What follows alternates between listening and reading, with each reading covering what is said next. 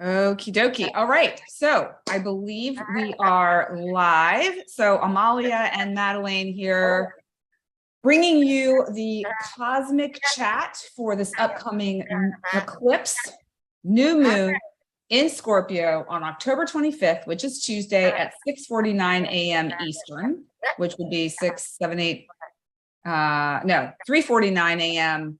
Pacific, I believe. Yes. Yeah, I'm going the right way. Yep. So Madelaine and I were, somewhere around there. So Madelaine and I were talking just a little bit ago about this Scorpio new moon and eclipse, and holy scamoly. It's so huge on so many levels. I've talked to so many people recently who have asked me, like, what the heck is coming up? Like, what's going on? I'm feeling all of this. It's not like chaos necessarily, but like this, like turmoil, like almost like white water. There's just a lot of like churning and things that are happening. And I guess that would make sense with Scorpio being the planet here that we're talking about. So one aspect that I know for me that I lean into when things are tough is flower essences. And I'm going to bring that into the story today. A little bit later, we're going to talk about some flower essences that might be super comforting and helpful. I drew a card for this reading as well, but I'll share that when the opportunity arises. But for now, I wanted to give Madelaine a chance to give us the overarching themes for this new moon eclipse, and just to also highlight for people that a new moon is a time of new beginnings. With the eclipse energy as being part of the story, it's a new beginning that's setting the stage for the next 6 months and beyond. So while this new moon is super intense in its new moonness, the eclipse energy adds a little bit more complexity and flavor to it that Madelaine's going to be sharing with us right now. So Madelaine. Here we go. I know. I'm like, I don't even know what to say. Oh, yeah. Yeah. You're in it. You're in that white water. Totally. I am to some degree. Yes, I am too as well in certain spots of my chart where you just don't know what's happening right now. It's like you're literally going, okay, where is all this heading? You know, where do I make plans? In fact, the eclipse season is not a great time to really make plans. It's a good time to just sort of see what's brewing.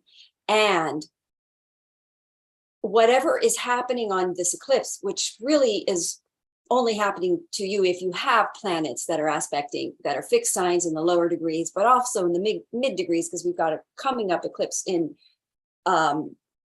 November 8th that is very much a part of this eclipse. These are very karmic eclipses. We're going to go into that in a minute. So Madeleine, let me just mention one thing really quickly too for folks who are listening. So when we're talking fixed signs, we're talking about, I mean, Scorpio obviously is part of the mix, but also we're talking about Leo, we're talking about Aquarius, and we're talking, who am I forgetting? Aquarius, Leo, Taurus. Yep, the fixed. Yep. So for those of you who have your sun, moon, or ascendant in any of those, you definitely want to stick around and pay attention when Madelaine gets to that forecast, because you're going to feel it. Scorpio might be a bit of a mixed bag, but the other three are definitely going to be feeling some changes and yes, calibrating, I guess. Yeah, well, I mean, really what we're doing is, this is the karma clearing. This is the point in your evolution as a soul where you discover if you've done the work or not, as far as purification, because Scorpio, the nodes, the south node is in Scorpio, the north node is in Taurus.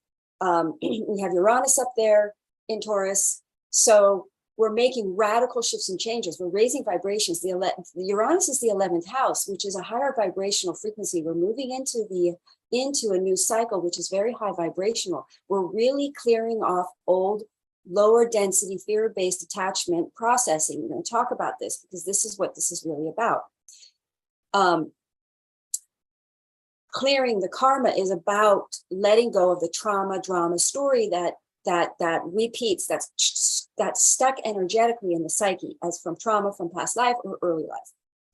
So so usually that creates a reverberation of that energy of that trauma in your psyche energy field. And so Scorpio is about going deep down into that psyche energy field, dealing with the psyche, and which means facing fears, facing deep karma it's the energy of not hiding it, of not, of it being coming up to the surface so that it can be transformed into the light version of it. So hope I'm tracking. Yeah. So this eclipse is the response from the last eclipse, which was in May 15th, May 16th, which was a Scorpio eclipse. Try and remember the degree. I don't recall the degree, but that eclipse would have triggered you really bad. Whatever addiction or attachment issues you have, and it's going to be around finances, relationships, security, because that's the Taurus Scorpio axis. Scorpio is about risk taking, total devotion, total trust in an unseen force is there to protect and provide. And then Taurus is like almost the opposite, which is to create as much material security as you possibly can. And there's this sort of, I want to say balance, or shall we say a polarity there that is seeking expression, finding that center. So so the Scorpio eclipses is revealing the fear-based attachment to the material that is holding you back. That's stopping you from progressing forward. Now, this is karmic, deep soul stuff. We have Pluto in the mix. Scorpio is ruled by Pluto, but also Mercury is trining Pluto during the, actually, sorry, I take that back. Mercury is squaring Pluto. I'm not sure where Mercury is going to be. I don't have the chart up right now, but anyway, point being that the energy that whatever plays out for you in this eclipse is literally a mirror reflection of where you are on your journey karmically. So if you've done the spiritual work, which is you've quit the addiction or the metaphor, so like sugar could be an addiction, a relationship is an addiction, a person can be an obsessive, because Scorpio is the obsessive energy. So somewhere around the last March 15th, 16th in there, I'm sorry, May. Yeah. It would have revealed to you the idiocy or the mistake or the off kilter, way off kilter, this fear-based choice is throwing you. And so now you're going, did you write that wrong? Are you going, now the eclipses are really hard and tough because you can't lie during a Scorpio eclipse to yourself. Scorpio is the deep, honest truth. And the eclipses are here to stop us from being on the wrong path because it's forced, like what's going on in your eclipse. If you're going to have squares during this eclipse, you are forced change. I actually, luckily, do not have, I have some really nice trines. A lot of people have really nice trines. It's trining my ascendant, trining my moon, and trining my sun. So this is going to be excellent for me. And I do know that I did a lot of good work on this because I understood it. Because when I saw that eclipse, as you know, I've been studying karma because I find our freedom is understanding our karma. And that has freed me. So I feel like this eclipse is going to be very beneficial for me. So the Taurus eclipse that is subsequent, when we were in fear-based choice, and it's deep, it's almost not even clear sometimes. Like I had made choices that I think are best for me, but really they were in relationship to another person, or they're still making choices in relationship to a situation that you have a processing around. This is what I'm talking about. This is what I do in my sessions lately. I've been trying to help people get out of the trauma, drama processing story, which is that this is still happening. The trauma is still happening. No, it's not still happening. You're just reverberating and creating that story and anticipating it happening. But really you're just aware of the reverberation of that trauma still in your energy field. What you have to do is shift the story. Quit the trauma story. Say instead, create a new story, which I am now clearing the drama of the past and reprocessing now to a new beginning. This trauma is now released in my life, and you do the deeper scorpionic energy healing work around the trauma, which is the trauma is no longer real. It's no longer here. I've released that in my energy psyche field. So you want to work on that during this new moon for sure. So I think this is a great time to bring in the flowers, because Yes. it feels like this would be such a supportive piece to this transformational karmic clearing puzzle. And so there was a card I asked for that would be the most, the flower card that I asked for to be the most supportive for folks right now. And it was the Navel Orange Blossom. Nice. And this activates warmth and the message, it's good to be alive. And I feel like in this time that may feel very heavy for some people and may feel very disorienting, and like living is not, I mean, I don't want to be dramatic, talk about drama, but like being here is hard right now because you're being forced to look at things. This is such a beautiful complement to that. There were 2 elixirs also, and I'll link these at the description after we complete today. But there's one called Open Heart, which I think is so beautiful. It's a flower elixir. You just put 5 drops under your tongue 5 times a day, and it's very gentle. I use this one pretty regularly, but I love this because with everything that's coming up, opening our hearts to love and opening our heart to this process can be really beneficial. And the second one is Truth Teller, and Madelaine, you were talking before about some of these the squares in particular and being forced to see things. Truth Teller is a really gentle way to allow yourself to open enough to access the truth, and Open Heart really kind of softens all of it. So those calling that, using those elixirs, calling in the orange blossom, even with oils with the scent of citrus and orange, can be really calming and soothing while energizing at the same time. So there are things that we can do, to help. Yes, I'm going to be all over my elixirs, and there's some mists that you can use that are really beneficial to help with this process. Yes, this is an eclipse where you really do want to help your energy, frequency, and ground and stay out of fear. Scorpio is the fear thing. It can be. So these are earth, or what I call bone rattling fears of your survival. So these issues come up. This is what pushed you into karmic behavior, to cause karmic, to seek security. That would have thrown you out of alignment to what is divinely intended for you. If you can have the patience to wait for what divine wants for you in your life, you don't create karma. And that's really hard for people. It's really hard. Yeah. People want to go into a negative male energy, which is to create security, making choices that are not necessarily your divine path. So these eclipses knock you off those out of aligned choices and put you back onto your true noded fated path, which is the nodes, which is why the nodes are involved in eclipses. And so you're going to face the choices you made. This was the choices you made from lack of God in your psyche. So now you're discovering a part of your psyche that lacks God. Now you become aware of it. You now introduce God to that psyche, that Scorpio, to that depth. It now is no longer a fear in your psyche field. You've overcome it. And then you've upgraded now to the next level of fears that you're going to have to learn about.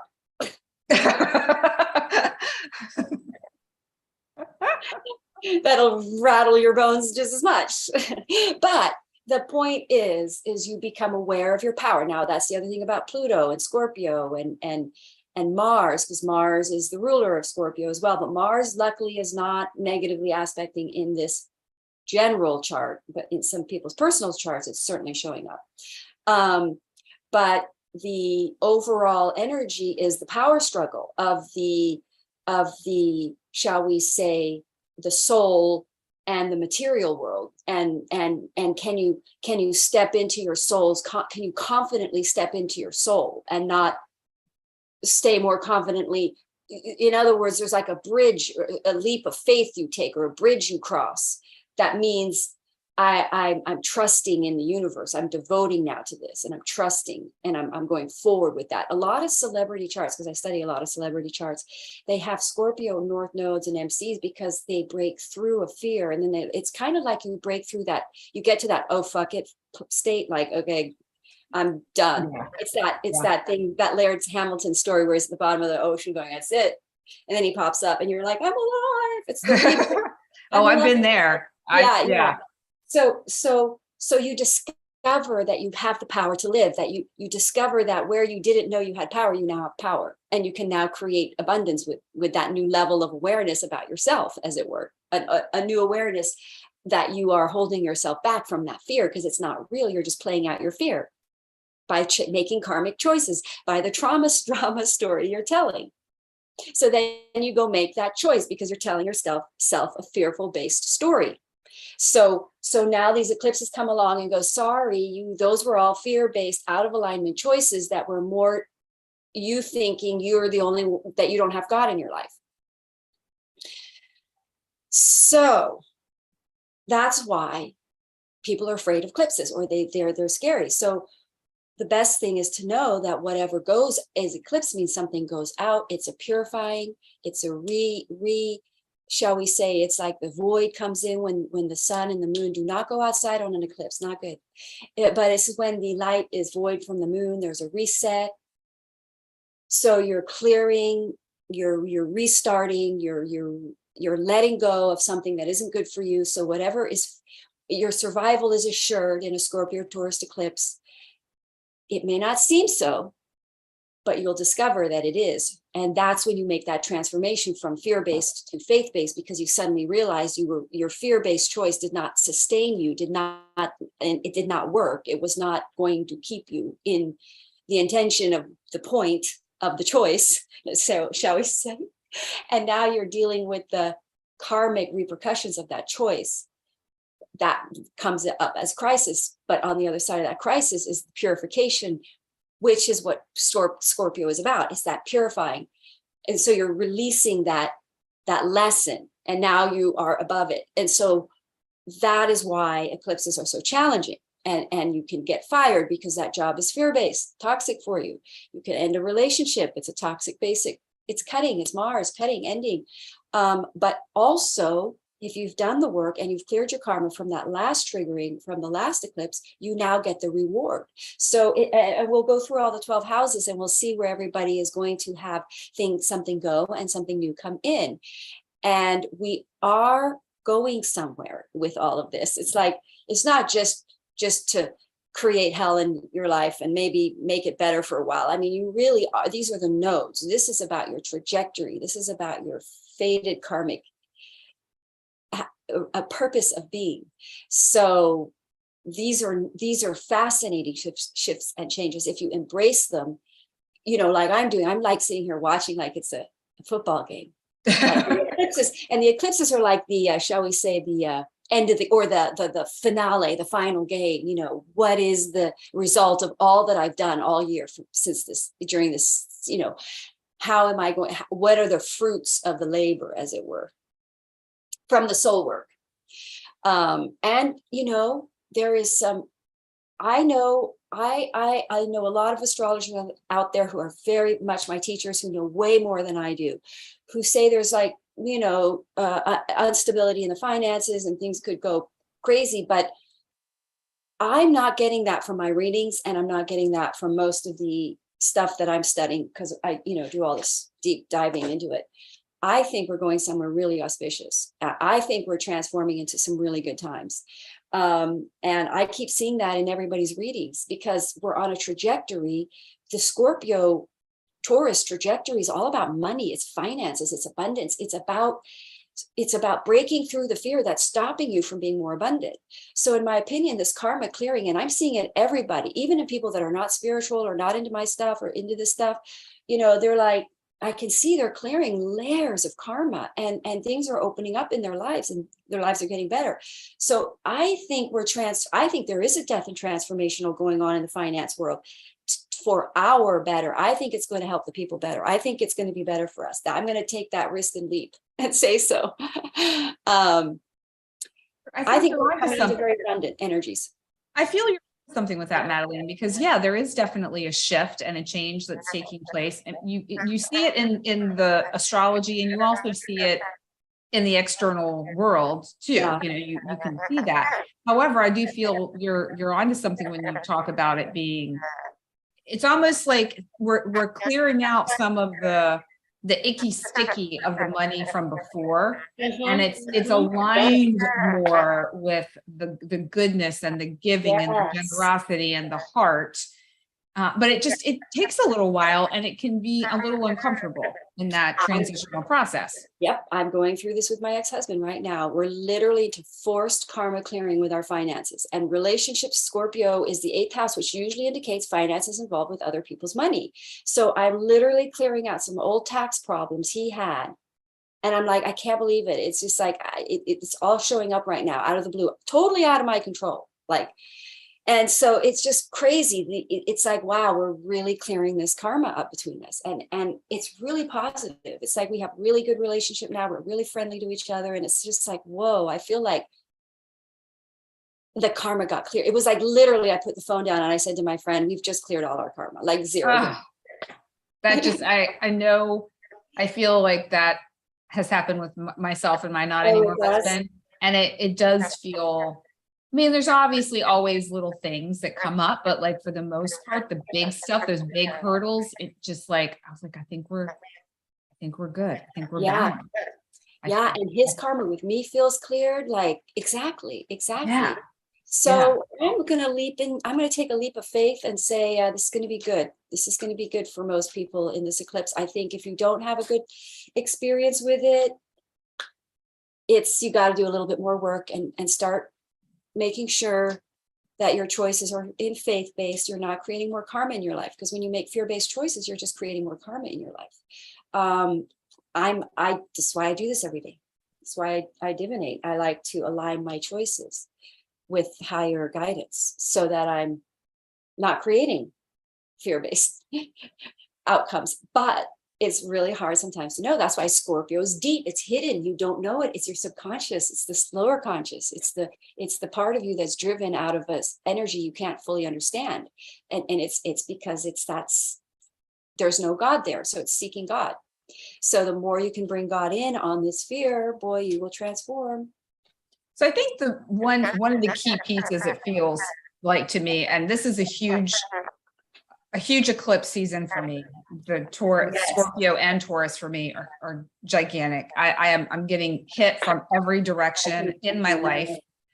And I feel it already. And so I'm saying to everyone, you know, for those of you who are maybe not getting quite as pummeled as I am, the key, I think, is to not resist what comes up, to be very open and curious about what it is.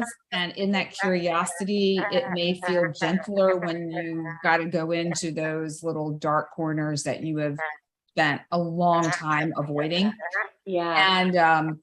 And then also know, and this is what I just keep telling myself, this is leading to something even better and grander that I could not have possibly imagined, and there would not have been space for without the letting go and the clearing that's taking place now. So it's almost like, I think as humans, when we have something and it's taken from us, we feel this like, oh, I don't want that taken from me. Right. But when we realize like we just let go of that in order to have something in the other hand, it's like, oh, okay, well then that's not so bad, you know? So because, you know, in tarot, you know, it's so funny, there's the Fool card coming in. So the Fool's got a little backpack. Look at that's only that big. This is the beginning of the hero's journey, and you don't have a lot of stuff. You can't bring a lot of baggage with you. You have to get rid of the baggage. True, very true. Heavy. Got to lighten your load. You're constantly lighting. This is what astrology and the 8th house is about. It's about releasing and lighting the load, getting rid of the stuff that no longer our ex-husbands and our ex-relationships and, you know, the energy or the contracts we have with them need to come into closure so that other openings can occur that are trying to come through, that are more destined in your destiny, that are more destined. Yeah. Yes. Meant for you. Knowing, because human beings, unfortunately, and I say this unfortunately, because it is a challenge. It's why we struggle and suffer, is that we are in our head spaces more than we are our heart spaces, and our heart spaces is our intuitive knowing. And if you were always like an animal in your intuitive higher knowing, you would not have eclipse problems, because you wouldn't have created, you'd be on your path. The eclipse doesn't have to knock you into your path. But humans, we have been given, we severed our mind from the two heads. So we have to have free will. So we have free will to align with divine will or not. And the eclipses come along, and divine, I see this is where we can argue, and people do. And Shakespeare asked this question all the time, is there free will? Because the eclipses come along and are forced changes. So onto our path, that seemed like not so much free will. Well, I guess you do have free will in how you navigate it. Yeah, you can go crying or you can go laughing. Yeah. I mean, and I mean, we could go really deep here, but it's almost like it was predetermined anyway. So that's true. Already knew that you were going in that direction. And then, so anyway, shall we dive into Aries and take a look at what's happening? Let's do that. I shall get my little pad opening up. I'm so happy and excited that this hotspot is working today. I shouldn't even say that because it's. I know. I could share the screen chart of the day, but I don't think we need that at this point. I mean, I think let's talk about. So for Aries, you guys have Scorpio in your 8th house. That's crazy. Now, you know, 8th house can come with a death. Eclipses in the 8th house can come with a passing of a mother, or because moon usually represents mother. The sun and the moon are going to be in your 8th house, and you have I want to look at the Pluto placement Capricorn for you is career. So again, Aries are going through a very interesting time during this eclipse season, where because Taurus is your 2nd house, so you tend to create karma in making fear-based choices around careers and around work. So in this full moon, in this eclipse coming in on the 25th, which is a new moon solar eclipse, you're going to have an awakening around your security-based choices around finances. Because then we have Taurus, you're going to have an eclipse in November 8th in your 2nd house, which is going to put you into a realization that your security is more based on in other words, there's some sort of fear-based choices around finances that are scaring you, that are dividing you from a realization that you have a natural gift or a born ability, because the 2nd house is your own resources. So in the 2nd eclipse is going to be one way of making money and a new way coming in. It will absolutely be very, very auspicious and a good new way. I've had an eclipse in my 2nd house, and I lost alimony. My ex-husband this is part of this whole journey. His alimony was no longer a possibility in my life. And that was rattled out of me through the eclipse. Right. But that was when I literally started doing tarot card readings. And it's like, suddenly I'm now self-supporting that way. And it was just blew me away, because there was no way I thought I could earn money without my ex. I was just too afraid. I was so dependent on it for like 20 years or so, raising my kids and running the family and all that. Anyway, so for Aries, you guys you've got Scorpio over your 8th house. You're going to have this eclipse in your 8th house. It's possible you get into a very true, if you're single, Aries, you're going to end up in a relationship, very passionate, sexual based, but divinely sexual based, because we're clearing karma. So we're really raising up. So we're going into a much more, but even if you're not single, this is a work relationship, there's a fear about taking risks in finances, about taking on some kind of a project or some kind of a relationship where you get financing and you go for it, or you pay off in a debt, or you get a inheritance, or you get into a relationship with someone who has a lot of money, and through a relationship, through a friendship. And this could be a business relationship where you get funding to take on a project. Like if you're a film producer, you could suddenly get you could suddenly be awarded like 200 grand or 2 million. That doesn't make you much in a movie to find a script of your choice to produce, something like that. So, and then it's like a leap of faith was taken. There's like sudden money, sudden windfall coming in. And then on the second eclipse will be, you become aware that you tap into a natural resource of your own, which in these two things are very much a partner. So in a way, you become fearless about something your own as well. That makes sense. Yeah, I think so. And so we'll go more into that part, but basically there's a financial shift for Aries from fear-based to faith-based to awakening, that they also have something within their own toolbox that they can land on with their own 2 feet. They have a resource. Okay, so how does other people's money play into that? They may get funding for it. They may either get an inheritance. They may marry into a partnership where their spouse suddenly gets a windfall. Somebody else, because Scorpio, the 8th house, is about other people's money, other resources. They could suddenly get a huge thing happen in the stocks, could go boom, could go terrible, could go up. So when it comes to, they realize they have resources, it's resources that come into their world from the outside, and that's the resource. It's not like they have a talent that, I mean, it might be like you were talking about with like a movie or filmmaker or something. What happens is a financial shift occurs in that 8th house.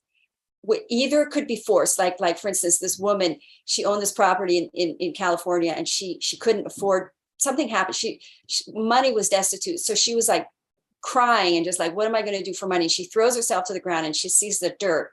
She goes, the dirt, and she makes clay tiles, and she becomes a millionaire. So wow, that's crazy. I know, it's true. It's a true story. So it's kind of like that, like some kind of financing falls out, but then you discover you've got something that you're really good at, something creative, because Taurus is Venus over the 2nd house. So you've got a creative ability or creative talent of writing or something, which then really takes off. But you would never have done it because you were hiding back behind security. Yeah, gotcha. That's cool. That's cool. Yeah, that's really cool. That's cool. Okay, so Taurus. You guys have Uranus in your 1st house. You guys have the nodes in your 1st house. Your life is changing. I remember when I had the North Node in my 1st house, I'll never forget that my whole life turned around. I moved to complete area. I changed entirely relationships. I mean, my whole life, I literally moved up to Idaho, which I was not intending to do. It's a long story. I won't get into it, but it's like, I literally haven't left. And that was in June 2020. The nodes just went into Gemini or something. I can't remember. I have to look. But anyway, bottom line is, this is the point where your life pivots and changes. And for the next 18 years at least. And then you've got Scorpio in your 7th house. So you guys are going through rattling transformations in your relationships. So if you are in a secure-based relationship, fear-based, it's going to go. Is Taurus in that? Wait a minute. So the moon is in Scorpio. So isn't this the 7th house for Taurus, not the 1st? Yes. But what have Taurus have going on during this entire year and is the nodes in their 1st house, which is gotcha. Okay. Yeah, and that's what the eclipses are usually about, is about the nodes. So this is and it's happening in your 7th and 1st houses all year. So you guys are being rattled out of your secure-based choices, which are fear-based, into having more devotional faith. Now, this is going to upset any kind of a relationship that is fake, that is not based in, shall we say, the soul direction. And that may have been superficially chosen out of looks, because Taurus is ruled by Venus. No, not all Taurans are like that, but it might have been. That's a factor, though. I mean, that's good to bring up. I mean, it's just true. It is. And Taurus like security. They like security. Scorpio have, whatever sign you are, the opposite is also very prevalent in your energy field. Like Cancers are opposing Capricorn. They can be some of the most controlling people.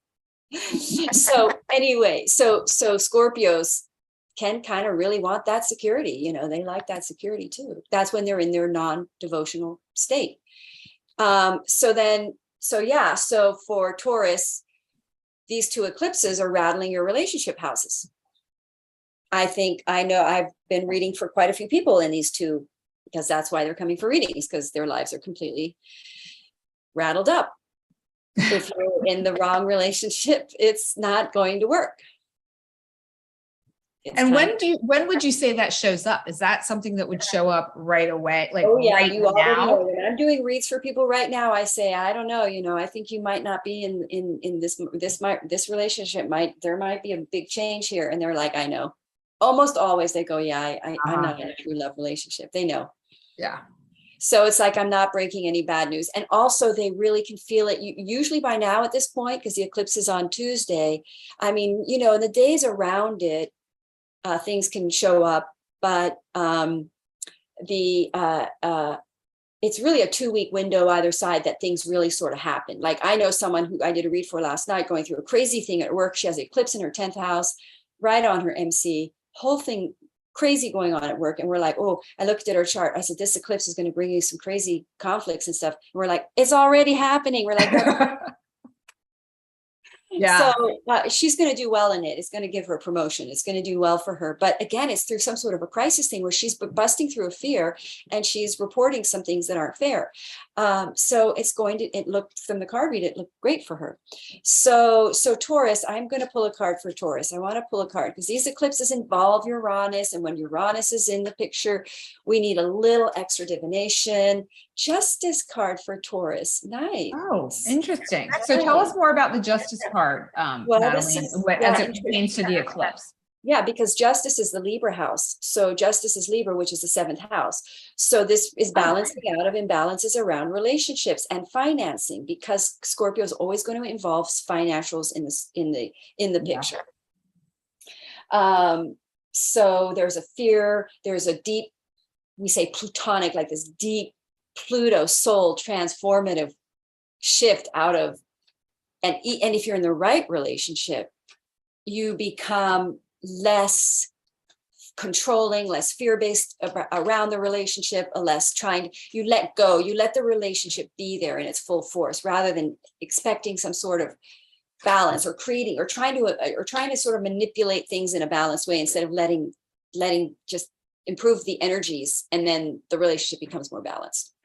That's what the Justice card indicates. But also it can indicate divorces. Justice card can be divorce if you're not in the right relationship, ending. The right thing will happen in your relationship house. That's the most important message for Taurus. Well, I think when it comes to the relationships, that also involves money too, potentially. Yes. If you've got Marriage or Scorpio. Yeah. Libra involves contracts. Scorpio involves other people's resources, shared resources. Mm-hmm. Oh, right. So it's now what happens is it gets complicated if you share resources with a spouse and a significant other that is not your true destined love partnership, because then you create a lot of karmic baggage that I am clearing out of myself. So you can. It's just the awareness. You wake up to realizing, and this is what Scorpio teaches you, is that you can land on your own 2 feet. You and God, you got everything you need. You do not need to distort your life experience or distort your trajectory to create security. You're only going to end up being shall we say, guided or redirected by your soul and the stars. So wow, I was expecting more for Taurus. I was like kind of bracing myself, and that was actually not so bad. That was like, yeah, if you're in the right relationship, it'll be good. I mean, I know you got those squares going on, so there can be conflicts if you've got squares. And Mars is squaring in on these. There's going to be conflict. I just did a reading for someone, and I think I try to give the information gently, but it looks like the relationship's going to end in conflict. So no, it's not bad. I get anxiety around some of these transits. I have to admit, I do. I'm like, oh my God. But this it got me a little rattled. Like, I mean, my relationship is great, so I'm not concerned there. But by now you'd know by now if it was. Yeah. I was kind of thinking it could be around finances. I'm feeling a little. Yep. I'm feeling a little. Me too. I've got this squaring my Saturn in my 8th house. So I am being, and I've got Pluto on my Venus, Saturn on my Saturn during all of this. And I'm talking, that's why I know about bone rattling fear. My soul has always in past lives been in series of financially supported situations. This is the first time my soul is really tested. I'm North Node in my first house. And when you have the North Node in your first house, you're here to discover that you can land on your own 2 feet, but you don't believe you can most of the way. Yeah. But so you're being shown you can. I am. I'm landing on my own 2 feet. I'm managing. Yeah. It's a miracle. It's beautiful. All right, let's see what's happening with Gemini. Gemini, you guys have Taurus in your 12th house. So this is interesting. And you have Scorpio in your 6th. So this really is about letting go of toxic habits that are not good for you, that are based in soul retrieval, soul separation, because the 6th house is, 12th house is about our soul, the hidden part of us, the depth of our psyche. It's the Neptune house, which is the spiritual part of us. And then the 6th house is the Virgo part, is our health, is our day-to-day routine, our work.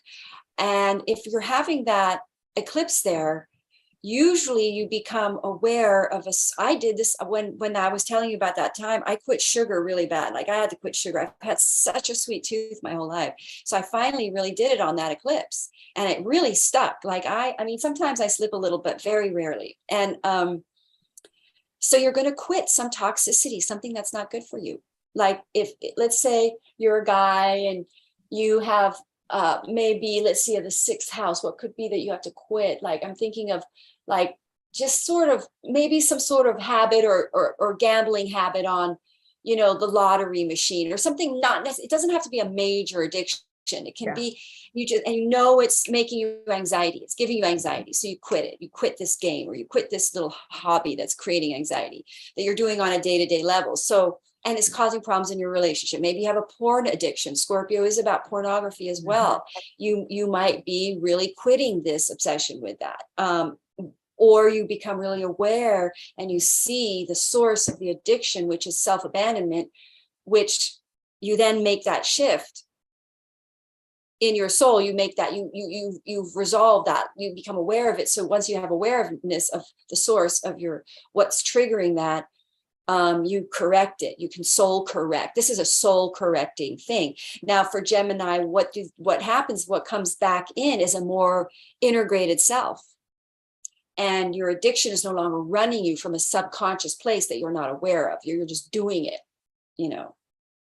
The other thing that's coming through right now, and I'm not sure who this is for, is when it comes to addictions or these, and we've got the Scorpio energy too. I'm feeling the sense of there's like secretive nature to it. It's like something that you're hiding from, not necessarily even like an unconscious thing from yourself. It's like you're hiding it from other people. Yes. And it's like hiding an addiction to something like that, like porn or. And just if you are able to release that, like the freedom, the liberation that you'll feel to release and let go of that and allow the space for something more aligned to come in. Yeah, interesting. Exactly. So what does that mean? The cards really help. Boy, do they help. What that means is you're dominated by a lack of spiritualism. So in other words, an addiction or something that you need to quit is a substitute for a lack of God. Somewhere like this, what Scorpio is, it's where you lack the light, the hope, the faith.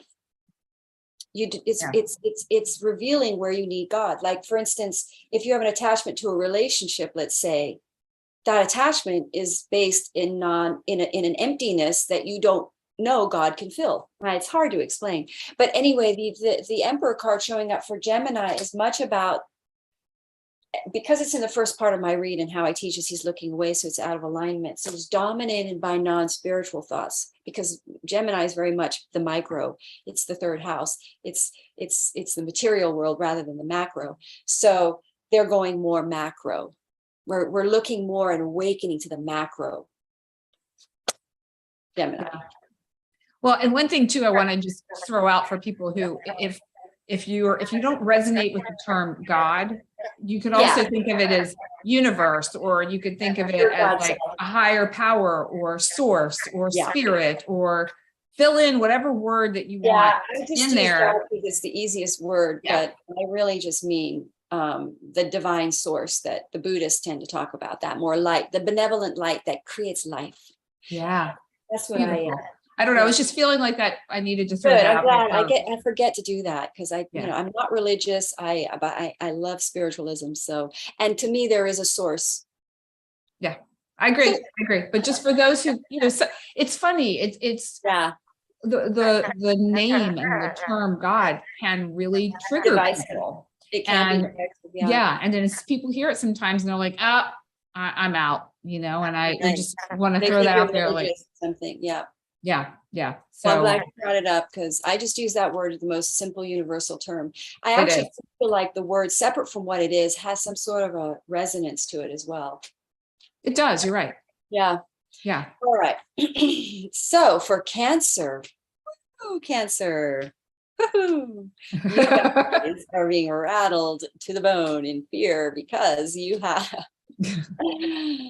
you've got Saturn in your 8th house blocking. Most Cancer rising have not been having much intimacy, physical intimacy. So this could be the eclipse that opens that up for you, that changes that situation. It could get pretty hot and heavy for Cancer rising, because actually this eclipse trines your houses. We should really look at all the other houses that are ruled by Libra. I forget to mention that this eclipse is conjuncting Venus. So Venus is an aspect, although it is Cazimi and it is in detriment in the sign of Scorpio, but it is there.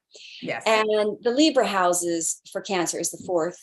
I'm sorry, the Venus houses is the 4th and the 11th. So this is very lucky gains and wins, good things happening for Cancer in this eclipse. This is a good eclipse for Cancer, other than the fact that it is squaring any planets you have in your 8th house in the sign of Aquarius, which you're gonna get over. I mean, you know, you're going to find and discover that you have powers. You're not just a victim. That's oftentimes what these eclipses show us, that we do have power. That's about a power struggle. How do we have power? Do we just like, oh, I'm so overwhelmed by the problem, I have no power, I'm just like, or do I get over, because Scorpio means I stop that processing headspace and I go, okay, let's just see where I do have power and what I can change and what I can do in this situation. So something that has been burdening Cancer here, something 10 of Wands has been burdening Cancers. A burden hopefully is going to be financial. So Cancer, again, with the 8th house, there may have been some sort of Saturn there would have been financially oppressive.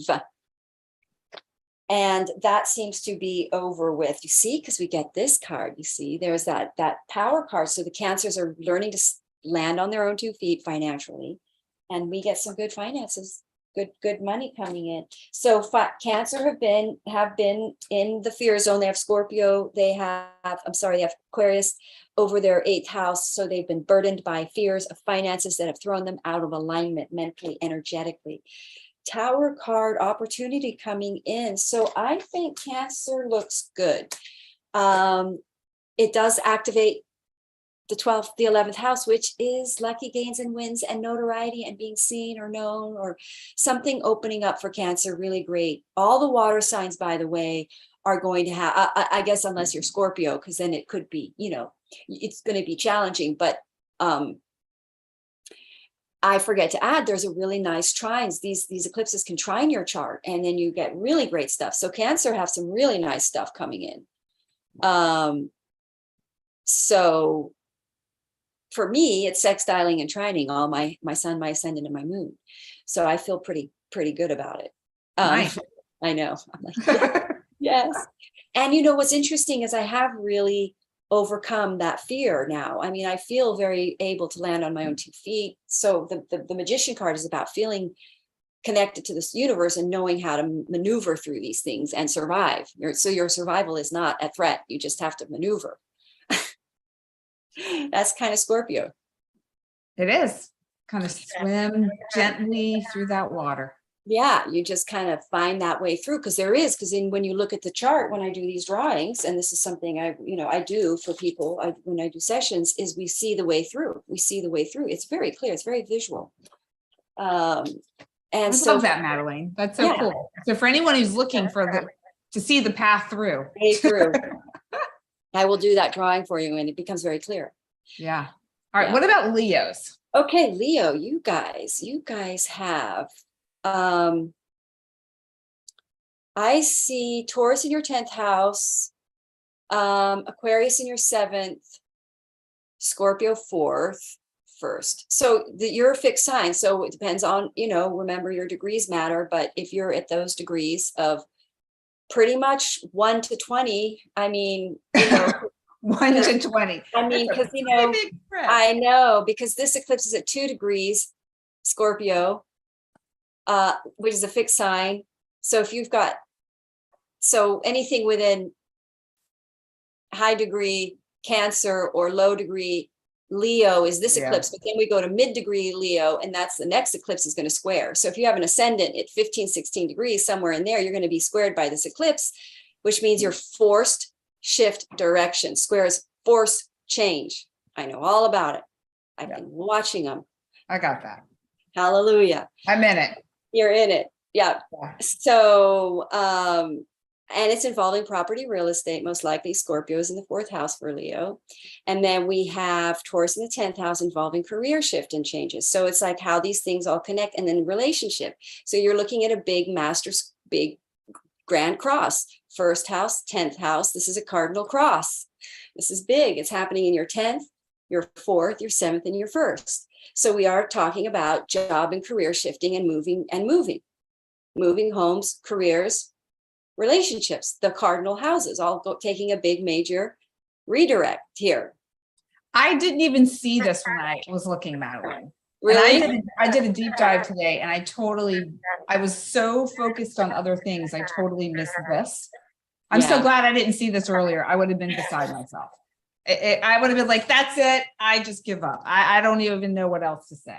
So yeah, no, that's the best thing to do right now, because trying to fix anything, we're just, what do we say? It's the idiot eclipse, where we've all been an idiot in some way. And where we've tried to fix something and it's only made it worse. And we're going to discover the best thing now is to not try to fix it. Just let it be, let it go, let it flow. And then the clarity comes on the other side. The way forward will happen. There's an open door. I've seen it because I've been studying all these squares, because I've had a bunch of them. And I have, even though this eclipse is good for me, then it goes, the sun and the moon, then after eclipse goes into squaring Saturn, the sun will square Saturn a couple days later. So that's going to be tricky. So the best thing to do is to just watch and not try to fix anything right now, not push your way around and get heavy on somebody, because that's just Saturn is going to be like, whoa. Wow. Okay. Yeah. So talk to us more about this. So we've got the 4th, the 7th, the 10th. So it's where you're living, your home life, your contracted relationships, your career. I mean, the big ones. Yeah, because this is the only thing missing is like the 1st house of self, but everything else is covered. It's an angular house, right? These are the angular houses. So these are your biggest shifting houses. Yes. Angular houses are your seasonal cardinal shifts. Like 1 minute you're wearing a sweater and 1 minute you're in a t-shirt, and the next thing you're in a sweater. That's the seasonal shifts. So that's what we're looking at. And these are forced changes. 10 of Pentacles comes up for you guys. 10 of Pentacles work. Wow, this could be good. This could be good. I like these. Try not to go to doomsday. Sometimes these squares make you go a new direction that I'm telling you, could look at this. Yeah. I like the Wheel of Fortune. I know. And then look, you've been out of alignment somehow and trying to make your money. And we could, if you wanted a session, we'd go deeper. But yeah, we'll probably talk. Yeah, this looks like a new way of making money that is more fated, that is more in alignment with something that is truly abundant for you. Very much so. So yes, let go of anything that is blocked, because you've got a better path opening up for sure, Leo, for sure. Squares, as scary as they are, can just be that you're going the wrong way. Right. Like you're in a bumper car and you go, boom, you hit the wall and you got to go this way. Is there, with the seventh house, the Aquarius aspect of that. Can you speak a little bit more about that? Because for some reason that feels important, but I don't know why. Actually, it is. Because Yeah. as we're speaking right now, Saturn is stationing direct. Literally, everything's going to open up for everybody in general. Better. Things are going to start moving forward. Thank you, Jesus. But Saturn is now stationing direct in your seventh house. So something involving your spouse or your person, or you're the one in the relationship, is now going forward. And it's most likely because the seventh house is a contracted situation. So some sort of a contracted project, business, seventh house can be businesses, is now going forward. Pluto is going direct now in what house for Leo? Capricorn house for Leo, sixth house, work related projects. Yeah. And that is kind of what I'm getting here, that work card. Something is going forward with work that you're going to realize is your guys' purpose. Because it's involving career, moving, changing a living situation, changing your status in your relationship, where you stop, where you really let go of trying to sort of define it, maybe. Because this is where this is in the Fool's Journey. I'm setting up courses, by the way. Oh, Madelaine got left. They're intimate online reading. Am I cutting out?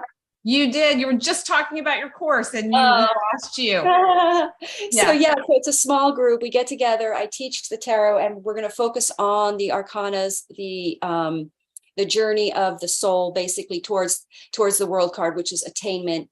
You start with the Fool card, where it's the naive, the unknowing, the fool, the making mistakes. Then you end to attainment. So in these Zoom sessions, everybody gets readings or small groups. We really seek aligned actions through tarot. It's beautiful. So anyway, if you want to join, we have 2 spots left. But why was I bringing this up? The reason I was bringing it up, but I've forgotten. Okay. I think you were talking about the Fool's Journey and just kind of this. Yes. I don't know. Yeah.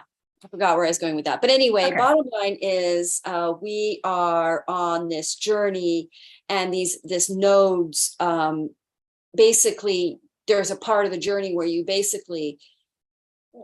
started the journey, and you think you're failing and you're falling on your face. And this is what happens when you live your nodes, but you don't know that you've created a momentum that's actually going to start carrying you.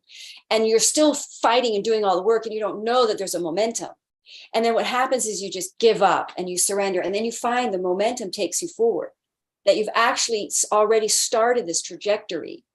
And so then you sort of release and you let go, and you ride the wave towards your destiny.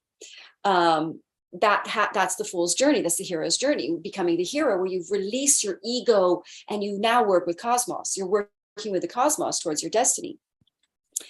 I don't know why I brought that up, but that came up. Much easier. But so much easier to do that. Yeah. So you seek aligned action is the point of tarot and astrology. So nice. All right. Virgo. Virgo. Yeah. Virgo. You guys have this, you have Aquarius, you have this fixed signs in your third, Scorpio's in your third house. So information, communication, ideas, a mind eclipsing an idea or a friendship, or like, shall we say, a business partnership or sister. You may end a relationship with a sibling. The moon is there, ending some sort of short distance commute that isn't right for you, because that could be the third house. And then we've got Taurus in your ninth.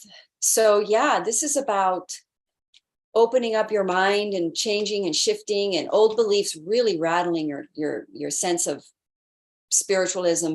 It's sort of like a transformational experience around communication as well, because Scorpio in the third house about communicating a truth, speaking the truth. Scorpio is about the truth.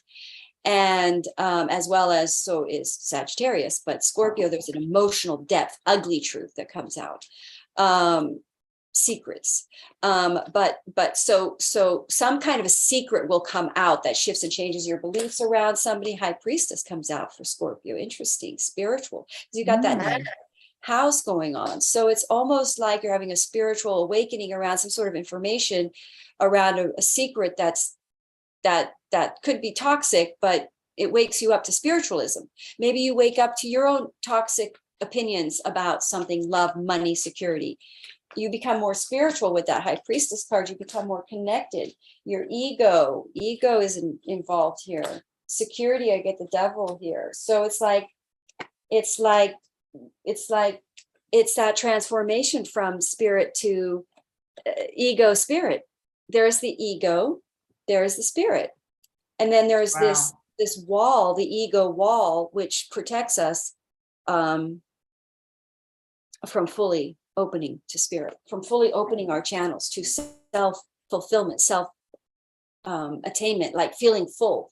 In other words, there's an awareness around what fills your cup spiritually that's been releasing the ego of that journey, ascending, because Scorpio is death and rebirth. So we're really looking at major shifts here. And major shifts. Very much so. So you're shifting out of ego into more spiritual. We all are with the Scorpio Taurus thing, but it's going to be around, for Virgo, it's going to be around communications, short distance travel, toxic communication, toxic relationships that are in your immediate future. Maybe you hold on to relationships that are just around you, that are like siblings or neighbors every day, and they're actually not good for you. So you might end those relationships, and then you seek more your spiritual tribe. You become more spiritual with the 9th house. And depending on where you are in life, sometimes 9th house is later in life partner. So you could have if you're later in life, you could have your divine partner. Everybody, this Scorpio Taurus eclipse is relationships. Taurus is ruled by Venus, Scorpio is ruled by Mars. So we're really looking at relationships and resources, shared and joint. Oh, that's so cool. If you think about it in terms of the last moon cycle we had with the Libra energy and relationships. Right. And Aries with the new beginnings and fresh starts and all that. And now here we are where it's all connected again with the Venus Mars aspect of it, which. And I keep forgetting to say that Venus is in on this. Venus is in on this picture, in mix, Kazemi, purifying. Venus is going to come out purified on the other side. Fantastic. Which brings us to Libra, which brings us to the Libra sign, which is ruled by Venus. So you guys are in Kazemi. Your ruling planet is Kazemi with the sun right now. So you're a little bit in hibernation, a little bit weak. Your energies are a little bit weak right now, Libras. Mm-hmm. But the Scorpio is in your 2nd house. And then we've got that 8th house of Taurus. So you guys are definitely learning to have more faith in your own resources, but also something will go away as in their Scorpio. You're going to have some way that you made money. With Scorpio over your 2nd house, you either made money through your own ability. Like I do know a Libra who makes money over their investments of properties. So it's like, it's money from outside resources, but it's their own personal resources because they own the property, because owning property is your own resources. So it's like, it's going to be eclipsed. So it means bye-bye, gone. Some way of earning money will now eclipse to a new way of earning money, which is going to be possibly from getting involved in a relationship with somebody that has money, and you are now blessed with a spouse with money, or you fall into an inheritance in this next eclipse, Taurus in your 8th house. You could suddenly get a increase in your stocks, or they could go kaboomba. One of the two. We're talking eclipse, and with Uranus is in on this, because Uranus is in the sign of Taurus. We don't know exactly, is it for better or for worse, but ultimately it is for better, because something else will open up that will be, it could be very abundant for Libra. This could be in a very abundant eclipse happening in your 9th and 8th and 2nd houses for Libra Aries. If you can get out of your fear-based, restricted mind, because that's what this is about, the trauma processing story that blocks us from the true path, the true story. That's really happening, that your soul wants, because that's the mind. The soul is taking another journey here, separate from the mind. So for Libra, and Libra, this is a relationship shakeup for Libra. They've got Jupiter in their 7th house, still in retrograde, but Libra are one of the ones that do fall into karmic relationships a lot because they have a Capricorn over their 4th house. So they tend to put, wherever you have Capricorn, you push, you make it happen faster. You want it more. And it can be as a karmic fear-based thing, as a control thing, but you're going to have to let go because it didn't work. Whatever Libra is trying to force doesn't work. They want to be in a relationship. And they got to go with the right one. And Libra is air. They tend to avoid the heart space. So they're ones that are going to be rattled by this eclipse. So for their highest good, though, and it could be a windfall, financial windfall coming in for a lot of people, though, too. Just so you know, there's really good energy. There's some trines here. There's the other side of these eclipses is so that things are better. So Libra, let's pull some cards for Libra. So for Libra, the financial piece of it, that could go either way. I mean, really, you could be in a really good place, or it could be like a crisis. Okay.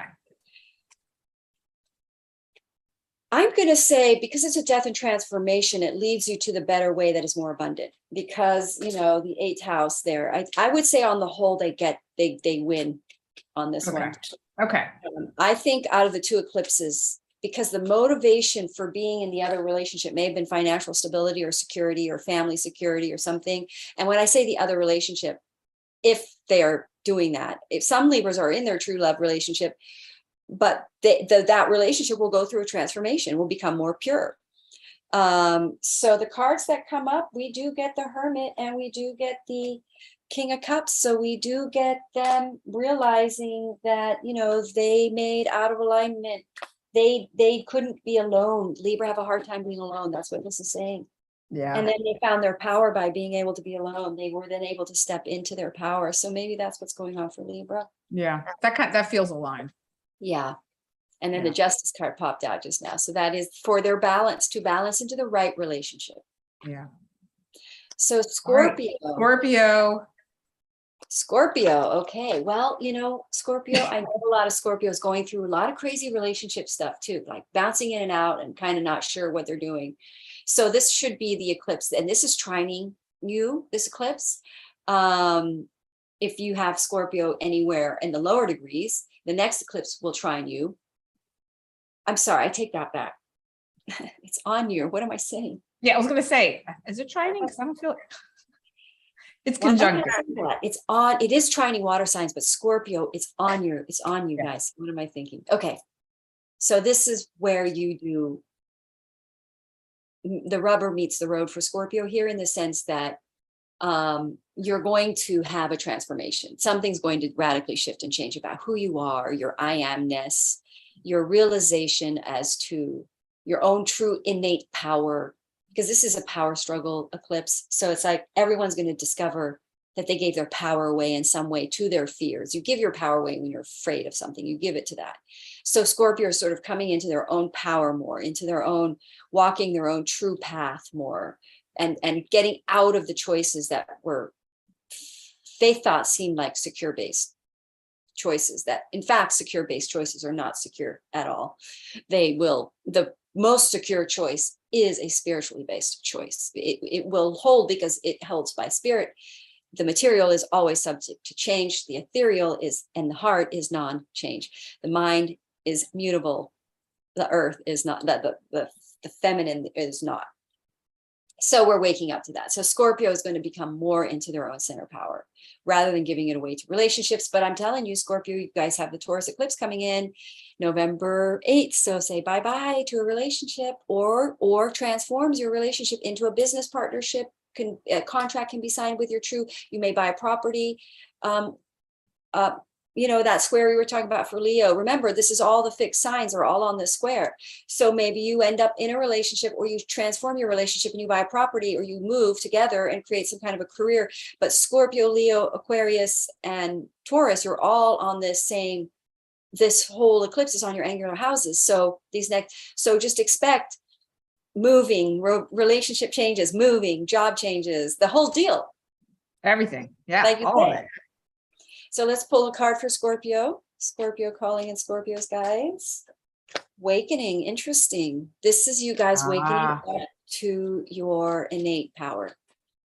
and a devotional understanding that following spirit is and having wow, look at this. This is a powerful eclipse for everybody. Look at this.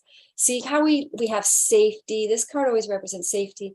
We have the star card, and we have financial progress, and we have spiritualism, joy, fun. So basically we're stepping out of security based and financially progressing towards a more spiritually guided, progressive financial through optimism, through faith, having a more optimistic approach to your choices in financial, knowing that you're safe as long as you keep your vibes and you're spiritual. Awakening. So fear-based choices right now, for anyone really, know that that is absolutely the wrong way to go. Yep. It's going to come up and it's going to be a problem. And it's probably going to get blocked because we're being pushed into taking the world, all of us collectively, into a better place. And the reason the world is in the place that it's in is because it was a series of fear-based, masculine, out of aligned choices. I'm not saying the men did it all. Women were in masculine energies, fear-based as well, which is a series of choices that we make that do not serve the highest good. And we are not aware of them fully. We're trying, but we're all doing our best. We're trying out here. But the reality is we're severed from our higher knowing, and we're trying to find that. We're trying to realign with that. The more alignment we are with that through, in my opinion, divination, the more we are going to take the higher reality that the universe is trying to create through us. That's what I believe all this is for. It's super cool. Truly. And I'm just looking at the chat here. We've got a few folks that have joined us. Yay. Alex was asking if there was a way to join the Zoom. Unfortunately not. You're not able to join us, but if you have any questions or comments, please do pop them in the chat. Matt also is like really passionate about this topic. Let us know what you're thinking about. We'd love to. Alex is saying she's a Cancer. So I didn't notice your messages earlier, but I appreciate you guys popping in. Did she relate to the Cancer reading about Saturn in the 8th house? Like, has she been single for a while? Well, let's see. Alex, pop us a message in here. Matt is saying, I think I'm assuming he's joking around. His baby brother is being born, but he's a Gemini. Should I put him up for adoption? Probably not. Keep him around. No, so when was this baby born? They're probably born around these eclipses. Are going to be powerful people born in eclipses. A lot of kings and queens and princes are born on eclipses. So I don't know when this baby was born, but anyway. Yeah. So we'll see. I'll pop back over there and take a look and see. Okay, that's fun. That's fun. All right. Yeah. Did I pull cards for what were we doing? Scorpio? Did I pull? Yeah, we're good. We got that. I think we're good there. Let's move on to Sagittarius. Sagittarians. Okay, you guys are Taurus trines Sagittarius. So Scorpio sextiles it. So this is okay for Saggies. This energy for Sagittarius is in your Scorpio is in your Sagittarius. Scorpio is your 12th house, right? Yeah. So you guys are releasing some deep fears for sure. And I know Sagittarians that are going through a lot of scorpionic type shifts right now as far as their careers and their work. So what else is a Scorpio for Saggies? Because it involves your 3rd house, your 6th house work, and Scorpio 12th, and then Libra rules your 11th. Ooh, that's nice. Something good could happen through friends and through meeting a tribe. Aquarius is 3rd house and Taurus is 6th. So some kind of a work project related thing opens up for Sagittarians, and Saturn is going direct finally for Sagittarians, which is great, which is in your 3rd house. Communications open up, stuff, interesting things start happening for Sagittarians, but this eclipse will take away a old low self-esteem, lack of belief, and a deep karma repaying, which will then be paid because it involves your it involves your a third house and your sixth house, Taurus, which is a challenging house. I mean, sixth house is a tough house. The 12th houses are tough houses. That's a tough house to have an eclipse in. It's challenging on Sagittarians. But that potentially also be health issues with the sixth house? Yeah, that's right. That's right. Health issues. So yeah. I would say again, Sagittarians are going to quit something. My son is Sagittarius. I think he's really, really doing that. He's starting to be a lot more healthier, eating better.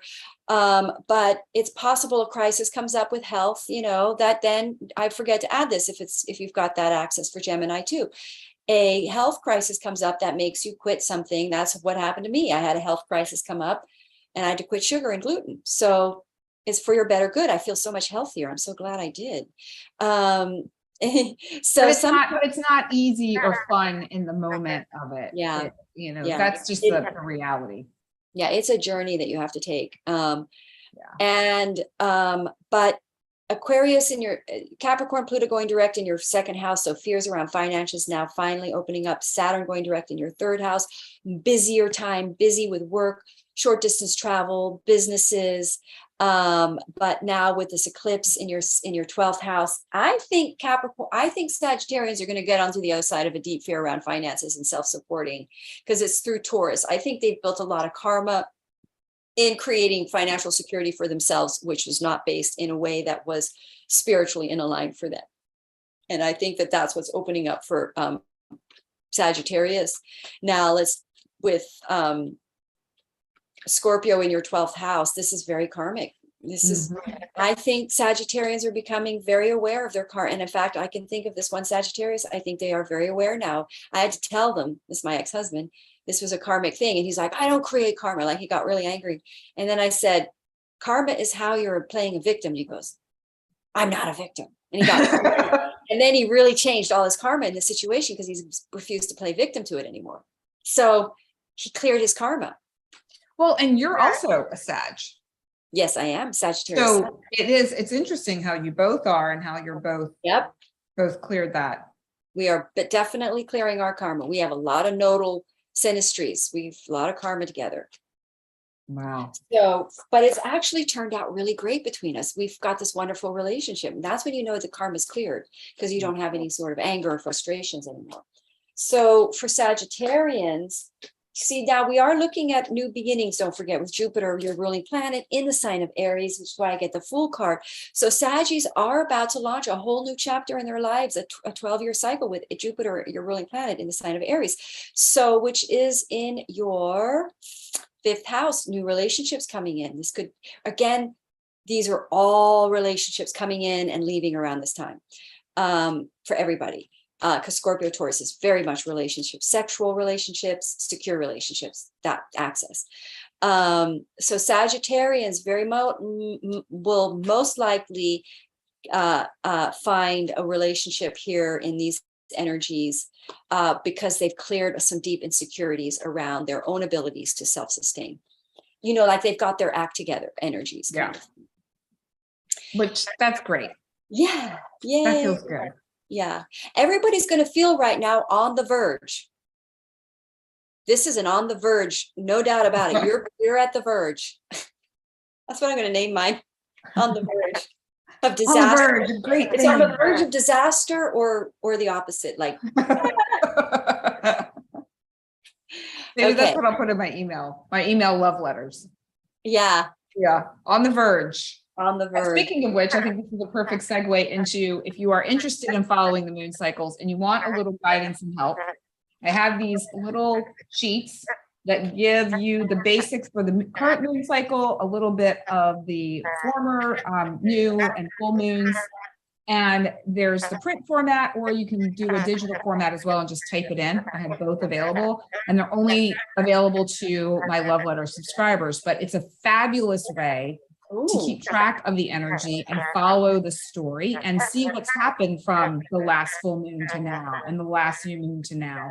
And you can see how life really is shifting and changing, and it's really transformational. That's so interesting. That's why I do this. When I do these diagrams, what I'm actually doing is tracking the moon as it travels all the way around. And then I take notes of everything that happens during this what happens is you have these stable transits, and then the moon comes in and triggers these other longer transits. So that's why following the moon is important. You can really watch when something's about to happen. You'll run into somebody, right? If the moon is on your Uranus, it's all really fascinating. So it is. I don't know that many of us can do what you're doing now. So I think that might be a simpler. Well, I think what you're saying is watching the moon and tracking, which great idea. Great idea, especially for women. All right. Capricorn. Capricorn. 11. Capricorn, you guys have Scorpio in your 11th house. Nice. That could be good for Capricorn. Again, I think this eclipse is good for most cardinals because it trines the cardinal houses. And so you guys have Scorpio in your 11th house. Suddenly a win. Good. You could meet old friendship going, old groups of people going, but you could have a windfall or meet a new group of people that turns into a relationship. You meet somebody there, it becomes very sexually passionate. Scorpio, that energy could happen. Then you've got Taurus in your 5th, very much relationship eclipse for you guys. Could happen, a relationship could come in, a friend's now becomes a permanent relationship. I hope so. I know some Capricorns, I would really like to see them in those kinds of relationships. And it's trining or sextiling, depending if you look at Scorpio is sextiling, but if you look at Taurus in the next eclipse, it's trining. So something really good is going to happen for Capricorn in their relationships. And they've been rattled around a lot with Pluto and Saturn. Capricorn deserves some relief here. So yes, again, I get wow. Cards are flying. Yes. Sex, reigniting, a return. This could be relationship from the past, what is truly spiritual, divine nature, sex or physical. Reigniting could be a true relationship, a spiritual relationship with a spirit, soul connection, reignition. So it's like coming back from the past, because this is the reigniting relationship. That's what we're looking at. There's only one woman a man will always reignite for, shall we say. Say that one more time. There's only one woman a man will reignite for. His whole life. In other words, he can always get it up for. When you say reignite, I was thinking like, okay, I was thinking metaphorically. Okay, because I was thinking in terms of like, okay, they'd end the relationship and then they'd get back together, and there's only one woman who would do that for. Yeah, it's called the reignition card, you see? This is the divinely reigniting. And so what happens is the erection reignites for that woman until the day they die, like forever. There's only one person that will happen for. So this is what we wake up to, reigniting. You wake up to the reigniting person when you still have it for. And that it doesn't go away for. That is so interesting. It is, isn't it? Quite interesting. Every other relationship, the masculine will not be able to reignite consistently for it.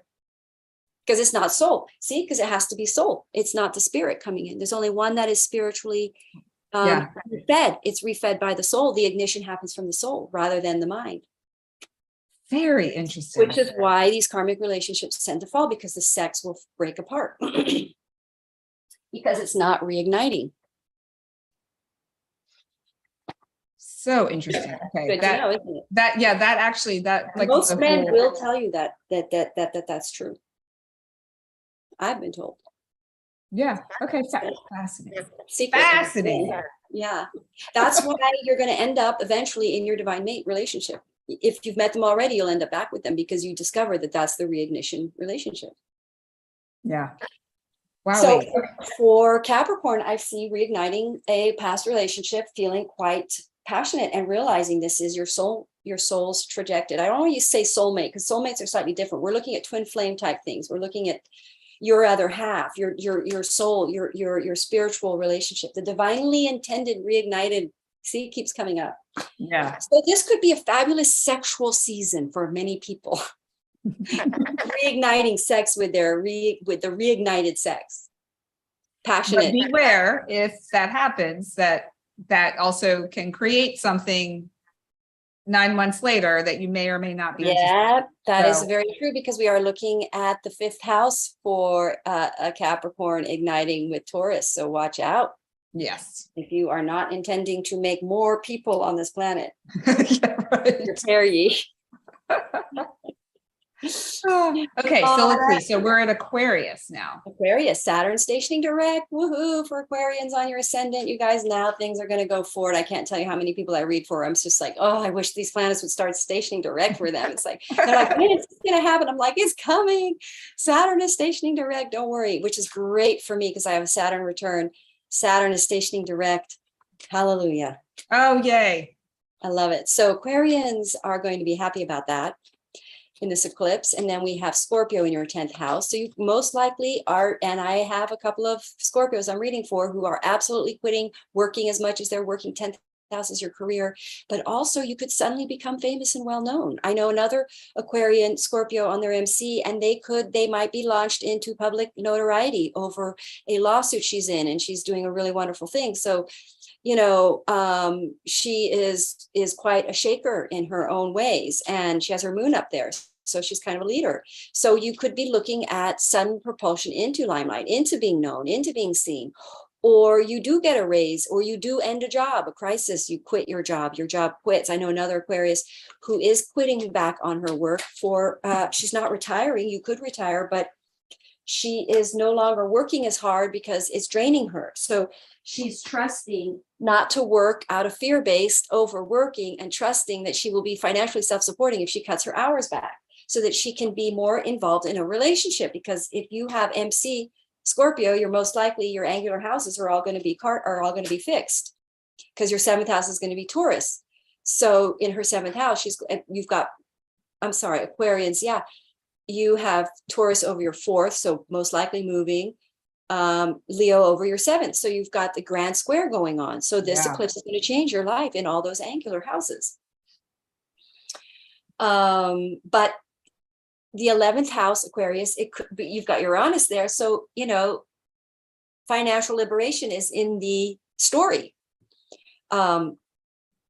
For everybody, actually. I was going to say, just for Aquarians or everyone? No, everybody, because Aquarius is Aquarius, Uranus went into the sign of Taurus May 15th, 2018, because that's the day I bought my property, and I knew it was going to do well because I bought it on the day Uranus went into Taurus. Smart. Yep, financial liberation. That's why astrology is so great. So Uranus is the planet of financial liberation. And so that's why, you know, the financial world seems very unstable, because we have Uranus and Taurus right now. So financial liberation happens at the end of that cycle. So, or or during that cycle. So for everybody somewhere, whatever choices you're making in your Aquarian or your Taurus, your Taurus house, is a secret to liberating. Financially becoming. So for Aquarians, the Taurus house would be their 4th house. Yeah. So where you're living, your home, family, that sort of thing. Yeah. And there's something about the Aquarian soul, their personality, something that's about them that will liberate them financially.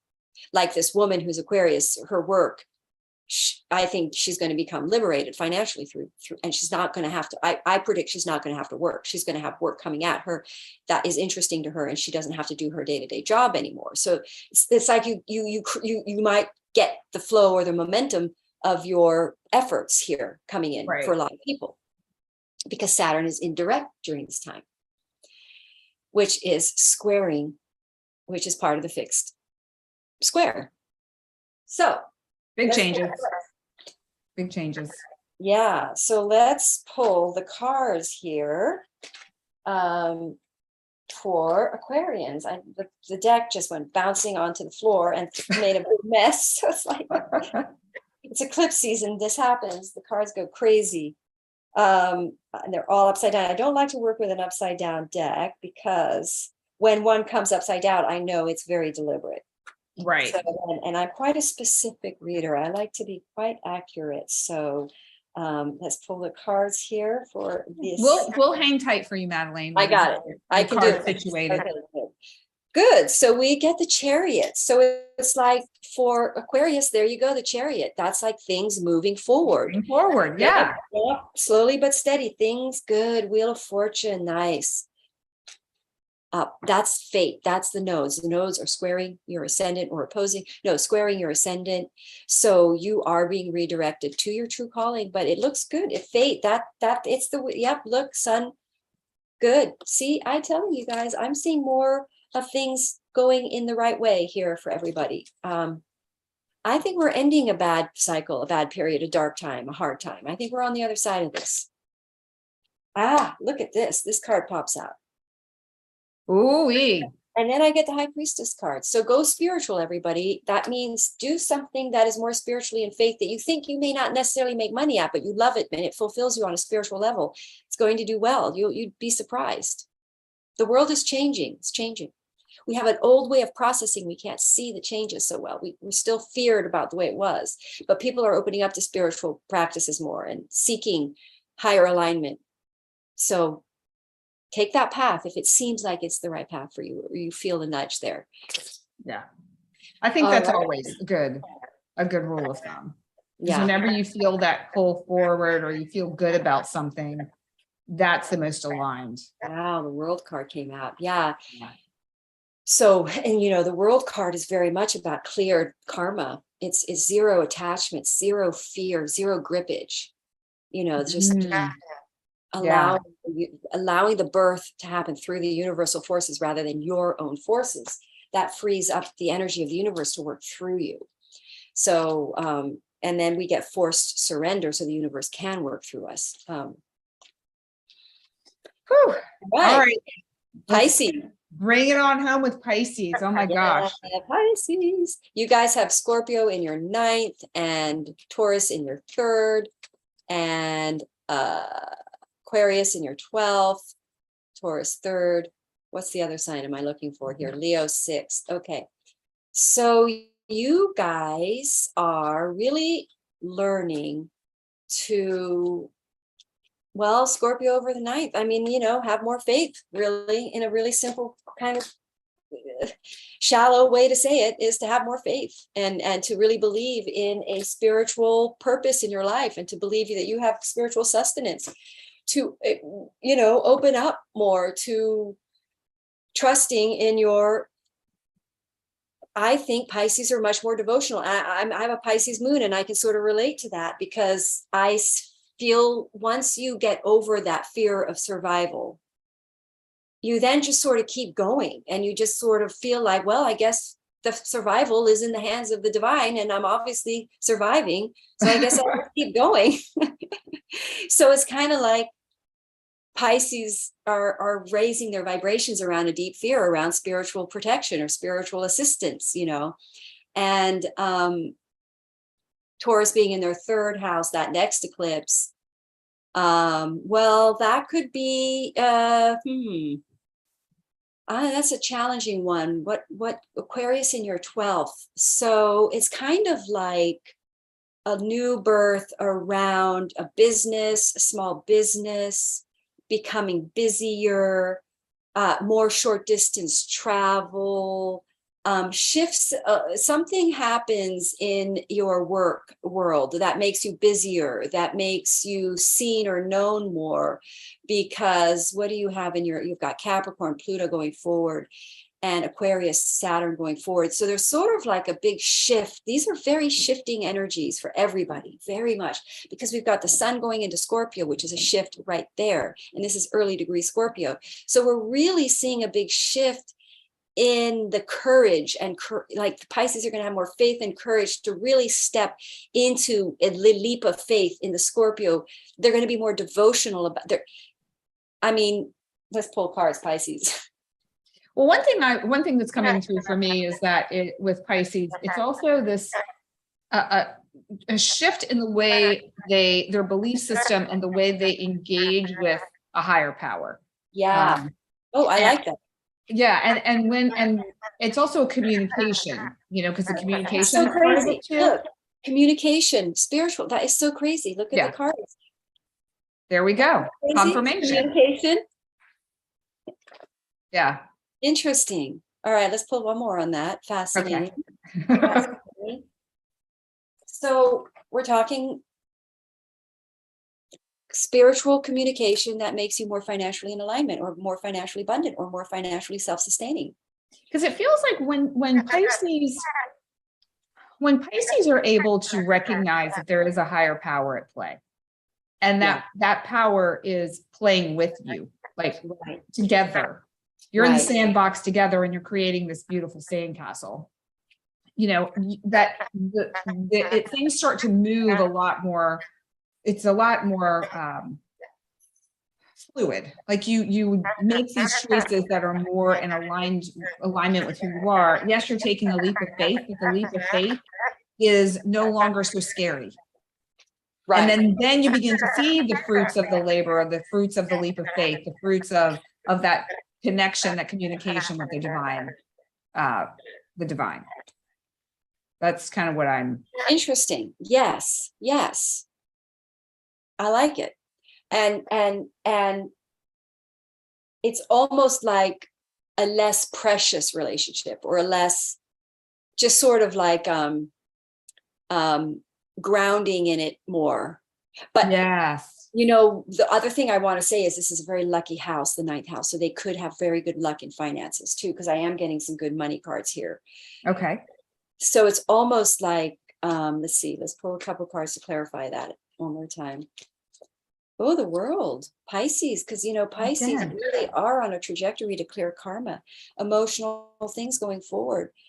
I think that Pisces feel out of that state of fear, you know, because it's Aquarius is in your 12th house. So Saturn's going direct, coming into your sign soon. So we are looking at a big maturity of Pisces. That's what it would most likely be, like a mature, you know, ending negative thinking, working. In other words, Pisces are often some of the worst at telling negative stories. In Vedic, they tend to say the Pisces are, when I deal with Pisces ascendant, not so much maybe Pisces moon, but Pisces ascendant tend to have the most doomsday stories, the most, you know, it's not working out, everything, So it's like, they're going to wake up and go, oh, even despite my doomsday prophecies, everything is turning out fine, and I'm alive, and I'm surviving, and we're on a roll.